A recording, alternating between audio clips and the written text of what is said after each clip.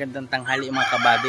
Dahil sobrang init po dito sa amin sa Ginyangan, Quezon, sa province, ay hahanap po tayo ng mabibilhan ng halo-halo or magpapalamig naman tayo. Abangan nyo guys ang aking iba-vlog na halo-haloan kina Maranan. At ito po ay guys ay sikat at masarap po ang halo-halo dito.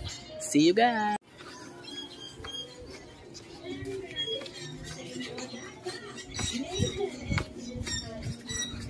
Yan guys, pupunta na po tayo dito sa may halo-haloan or bibili tayo.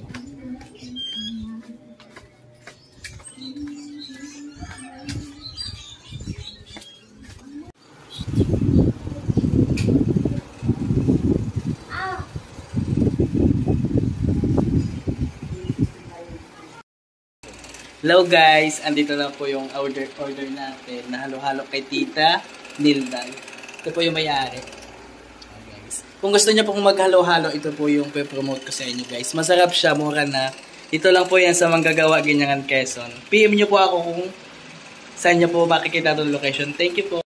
Hello mga kabady, finally ito na po yung order natin kanina do kay na Tita Nilda sa kanyang tindahan. Ito na po guys, yung sorry, hinihika ako or hinahapo kasi nagtakbo ako kasi sobrang init mga kabady.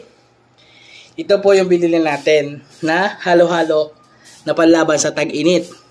Ito po yung halo-halo ni Tita Nilda guys. So talagang hindi siya tinipid sa ingredients. At ito po guys, na-take na din natin. Talagang napapaulit-ulit kami bilhin. Kaya guys, sa mga nakita sa Ginyangan at hindi pa nakakaalam ng halo-haloan ni Tita Nilda Maranan, ay dito lang po yan sa Manggagawa. Ito po yung kanyang special halo-halo. Yan guys. Ngayon po ay siyempre, ano pa bang iniintay natin? Tikman na yan. Tita Char mo. Guys, so hindi siya tinipid. Mga kabady, ayan. Kuha tayo ng kutsara.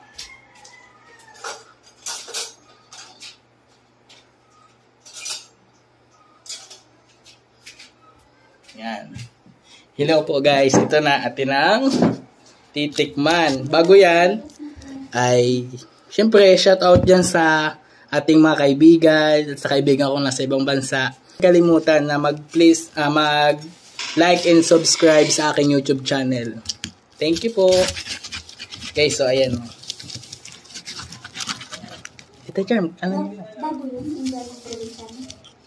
Bicolano. Ay, sorry pala guys. Indianong Bicolano.